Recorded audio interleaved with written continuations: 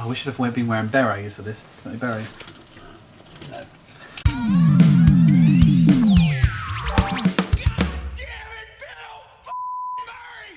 Hello and welcome to Groundhog Jungle. Today we're going to be discussing Rushmore.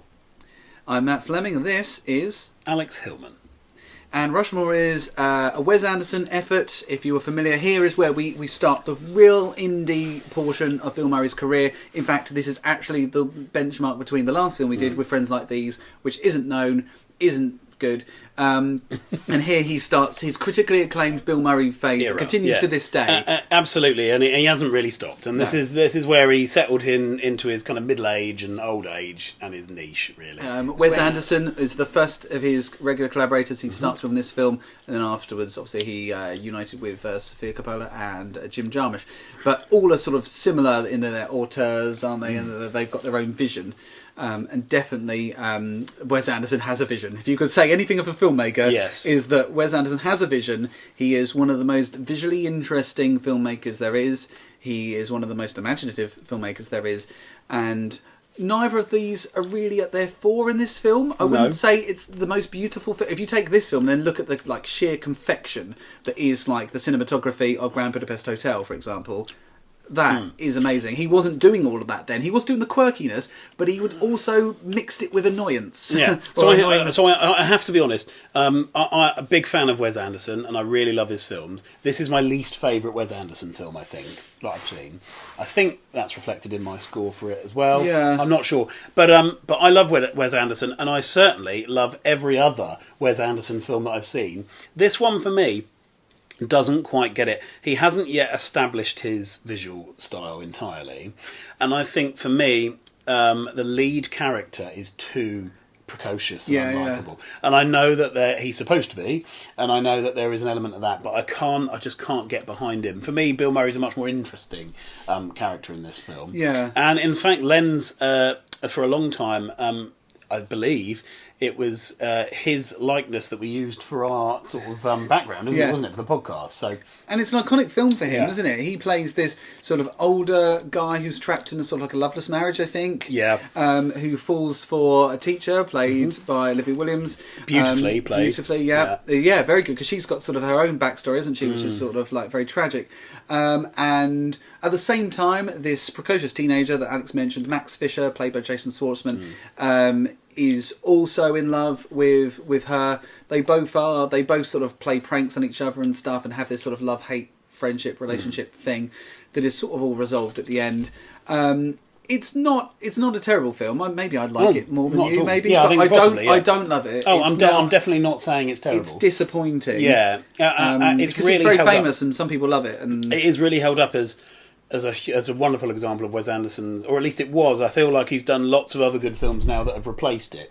For me, I think probably Grand Budapest is his best, in my opinion. I also love the Royal Tenenbaums as well. And one thing I really admire about Wes Anderson is he seems to have a reputation for taming difficult older male actors. So, you can... Bill Murray, for one. Gene Hackman, and also Bruce Willis as well. He seems to be able to calm them down. He seems to be able to be... I don't know how he does it, but he just seems to really get an amazing kind of performance out of them. And I think that's Wes Anderson, and that is a real testament to his qualities and his strengths and his vision. I think he's very, very, precise with what he wants out of a film. And it's quite possible this film just isn't our cup of tea, and what he wants out of it is what a lot of people get out of it, and we just don't get quite exactly what he's squeezing into that juice cup. And I think there's better work out there. I certainly prefer it when he goes down the more comedy kind of route. Yeah, so you do, which Grand Budapest Hotel is. I love. I think I agree that Jason Schwartzman is very annoying in this. I mean, he plays the role well, but his character is really annoying. Wes Anderson does often create characters that are quite annoying and are very precise, and but normally there's lots of other characters around them, and so it's sort of tempered by that. But because, I mean, you look at the front of the DVD cover, it's Jason Schwartzman. I just remember lots of close-ups of Jason Schwartzman's face in that ridiculous, stupid beret that he wears all the time. Which is not worn ironically. No. And that annoys me as well. Yeah. You know. I feel like a lot of other films, Wes Anderson, he gets childhood, Fantastic Mr. Fox, Moonrise Kingdom, he gets being a loner, he gets being part Isle of of something. Dogs as well. That's another Isle of really Dogs, good one. yeah.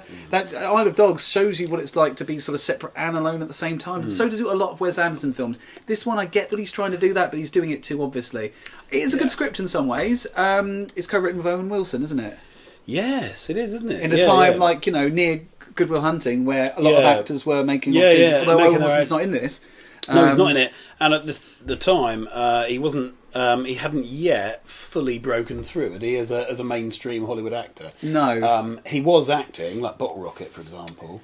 Yes, which is a Wes Anderson film, isn't it? We Wes need to watch Anderson. that one We day. do, we've got it. Oh yeah, we should watch it one day.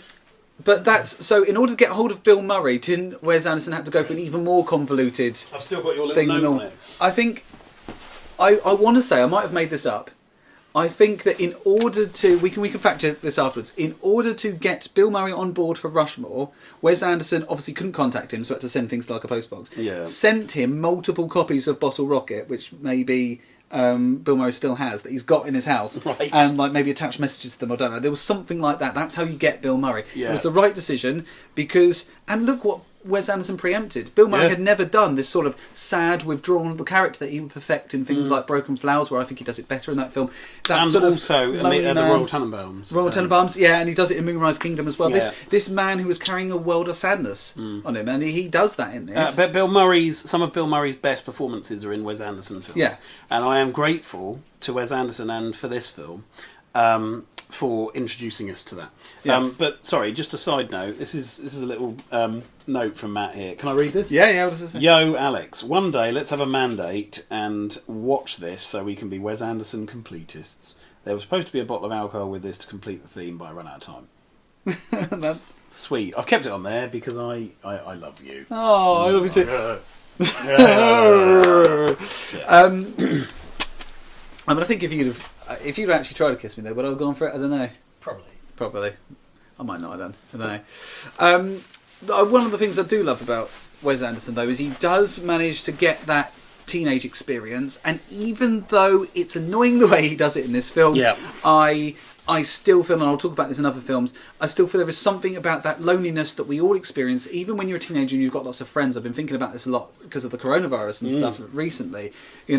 You'll ask a teenager, I've asked lots, did you have any bad times during lockdown? They go, no, it's easy, mate. Well, no, it's easy, geez, absolutely fine. But it's not. It wasn't easy for anybody. No. And, okay, you can go with this bluster, you're overcompensating for things. That's what Max Fisher does in this film. Yeah. Just in a different way. Yeah, he joins all these societies, doesn't he? He has all these clubs that he's just the only member of. And he has all of these extracurricular interests, and he wants to be this person, he wants to be seen as this person. He doesn't have any friends. He wants to be, he creates this character, and you see people like that time and time again. That does resonate. And I think what they forget is that actually you need to be a person that people want to be around. And I think that's a big issue with his character. Max Fisher is trying too hard. Yeah. And so I get that. And I think Alex is right. I think he's supposed to be annoying. Sometimes you like being annoyed by characters, right? And I think for us, we don't like being annoyed by him. No, we find him actually annoying rather than ironically annoying. Yes. And there are... It's a difficult one, isn't it? Because I'm trying to think of films where there's been an annoying character that I've enjoyed Dynamite. being. Yeah, I don't like that film that much. No, I like it slightly more than this, but not much. It's a similar annoying character. Yeah, but so for me that doesn't work. Oh, I don't know. Maybe someone like this is a really bad example, but it's the only thing that's popping into my head and it does fit the criteria. But American Pie. Yeah. I mean, Stifler, I guess, is kind of annoying. Yeah. But I really enjoy watching him. And also, we've got the ginger guy that ends up wetting himself. I don't know his name. But they are... The Shermanator. Right, yeah. Sherman. They're not the main focus of the film, and that's all right, isn't it? Yeah. Wes Anderson has made the most annoying Whereas I suppose character. Jason Biggs is quite likeable, even though he... essentially is a sex criminal, yeah, isn't he? Definitely, yeah. Yeah. Yeah. So that's a film that's aged like milk, isn't it? Yeah, that is. Yes, it really has gone off. Yeah, you can probably enjoy it ironically, but even then, Yeah, it doesn't even get put on TV much anymore. No, for Used that to all reason. the It was time. always on ITV2, wasn't it? Yeah. Rushmore is a film that I haven't seen on TV ever. I mean, we watched... Oh, can we talk about the circumstances in which we watched it? I put it in the review. I don't know if you remember them. I can't remember, but please regale me with the story. Okay, so you came to around my house. We were all set up to watch Rushmore. We had it on DVD or on TV or whatever. We had a copy of it somehow. Yeah, DVD. I think, And my wife said, "I'll just go upstairs and do some stuff upstairs or whatever. Just let you boys have your film." And that was cool. So we had the whole 2 hours carved out, no plans. Then there was a knock on the door about 5 minutes into watching it. It was my wife's sister saying, because at that time, our nephew, he's 9 now, but he was, I don't know, about a year old, still having naps. She said, "Can you look after? I've been called into work. I have to go to work. Could you look after him?" We went, all right then, yeah. We brought him into the room. You can't really watch Rushmore with a 1-year-old on you. I mean, you can. It's not like explicit or anything. There's nothing that you could have taken in, but it's disruptive, isn't it? It's hard. yeah. I don't remember any of this. Do you not? No. It all happened, I promise. It's in the review. So we were going to watch it with him in the room for a little bit, and then I think he was sort of showing clear signs of needing to go to sleep, so my wife said, "I'll take him upstairs, like rock him to sleep and stuff, and stay up with him, no problem." Well, we were so grateful. We said thank you. So that happened. He went upstairs with her. We could hear some faint singing. We carried on. About sort of 20 minutes later, I heard a yell. Oh, that's a call. I don't know. What do we do? I'm not going to answer. I'm going to see what it is. Just do what you got to do, and we'll edit it out. It's from my wife's sister who we were just talking about. I'll answer. Hello.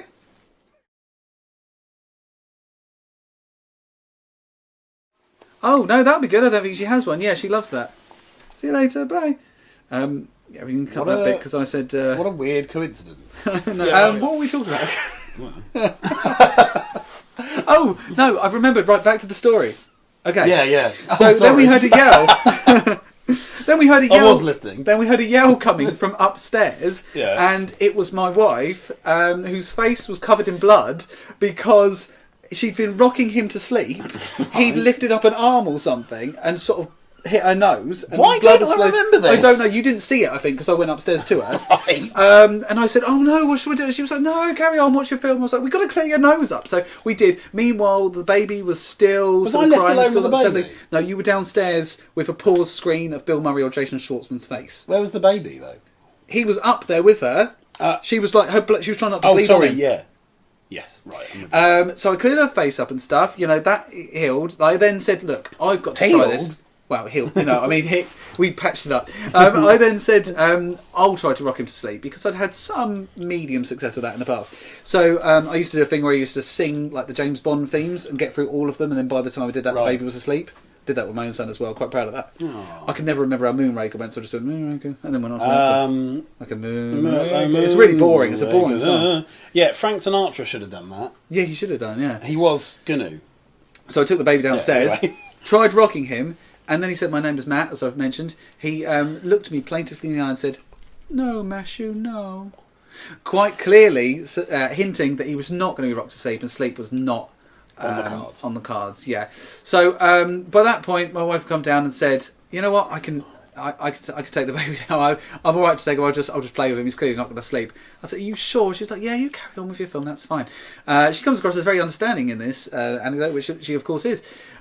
So I went back in the room. We paused it. No word of a lie. 3 minutes passed of the film. And then my dad rang at the door. He was at the door. He just popped in for a surprise visit. He never ever did that. He only ever announced his visits. He just came in, just started chatting and stuff. We were like, "Should we watch this weirdly, with you?" I do remember that. You remember that? Yeah. So we had it paused for a long time. Then he left. Then I think at some point the baby left. And then we resumed it, having, as I said in the review, as many setbacks as would happen in a Wes Anderson film. Yeah. It's a very Wes Anderson way of watching a Wes it. Anderson Because film. nothing ever happens simply in a Wes Anderson film. No, basically, what's the plot of Rushmore? Max Fisher wants to win the teacher's affection and he wants to get into university or something. Okay, one of those happens, the other one doesn't, but that's it. That's all the plot is. But he doesn't just apply for university, does he? No, I don't know. All these things are made up. Well, he puts on a huge production where, which has an insane budget. Yeah, yeah. He's sort of into his theatre, and I think it's got to be partly semi-autobiographical. I think. I would have thought so. I would have thought that Wes Anderson did a lot of that. Yeah, at and school. I don't want to rubbish Wes Anderson's sort of like, if that is an autobiographical element, if that's maybe Owen Wilson's I'm as sure, well. I'm sure they were both very precocious when they were younger. Yeah, Most probably, teenage boys who are into performing are. you Yeah, know. that's true. That's true. It's just the way it is.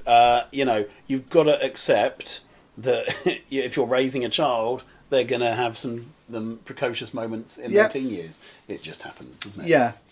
Max Fisher wants to be the sort of boy who gets the girl and does well in the arts. I'm not saying that can't happen. I'm sure it can, but it's at that probably age, not going to happen at that age. He's not focusing on his things in the right area. And Because your tunnel vision, you've got tunnel vision at that age, and I think it's difficult to spin plates like that, isn't it? Yeah. And do well academically and get with a look girl. Yeah.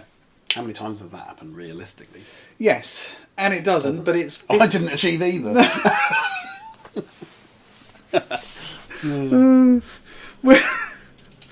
You did. Yes, I did. I mean, well, by this point, this is what, 2014-15 that we were watching it? 2000... Just trying to backtrack. If he's 9 now, hang on, that would have mean he was born in 2012, wouldn't it? Yes. So this was 2013, 2014. That's Yeah, the that time sounds we were about watching right, that. And I'd been married for a few years. Yeah. So watching it at different phases in your life is clearly a very interesting thing, isn't it? I wish I'd watched this as a teenager. We were old enough. It came out when we were 13, 14. We could have watched it. Yeah, I know, But we weren't into films like that then, were we? You were watching films like Wild Things. I was watching, I was maybe just starting to get into horror. I was watching films like The Mummy and stuff as primers for that. Yeah. I wasn't really into this sort of indie cerebral thing. And it is quite indie, it is quite cerebral, but he's definitely done more moving films. He's definitely done more affecting films. I think he was finding his feet. It would take some time. I mean, for me, his definitive earlier film is The Tenenbaums. Yes. Because that's where he's really found his visual style. And that from a film perspective, that's his best film. And it's very moving. Yeah. And that's 20 years old now. Yeah. That film, I think. Yeah. But from my perspective, like my own personal perspective, Moonrise Kingdom, which we'll get to one day, is the top. I find that a very personally affecting film. I can't see... Critics love this film. Many critics say it's the greatest Wes Anderson film, and although he's done great films since, I don't agree with that. He hasn't topped it, and I don't agree with that. I find it hard to see what you see in it. It has got merit. It's got loads of great quirks. Maybe too many, but I don't know what it's got to offer someone more than the Grand Budapest Hotel for humour, more than even the Darjeeling Limited for a sense of family, more than... Another one I like, yeah. Yeah, Darjeeling. more than Fantastic Mr. Fox for sort of sheer entertainment. It's none of those. No. It's getting there. It's getting there. Yeah, it is. I think it's time to do the scores. It's a good calling card. I've already done my mint.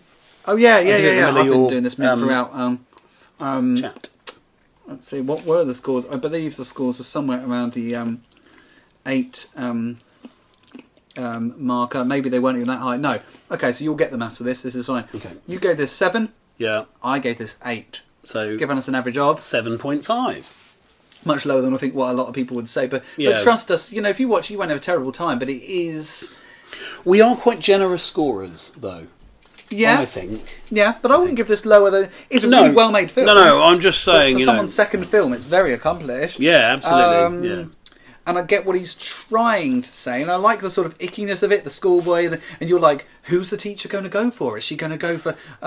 Is she going to go for the older man? Is she going to go for the younger boy? I don't think she goes for either of them, does she? From what I can remember, and of course she doesn't, because it's real life. But then you've got the real life element, tempered with the fact that also you've got those insanely sort of like convoluted, stylized elements that don't quite work. So it doesn't, for me, gel. No.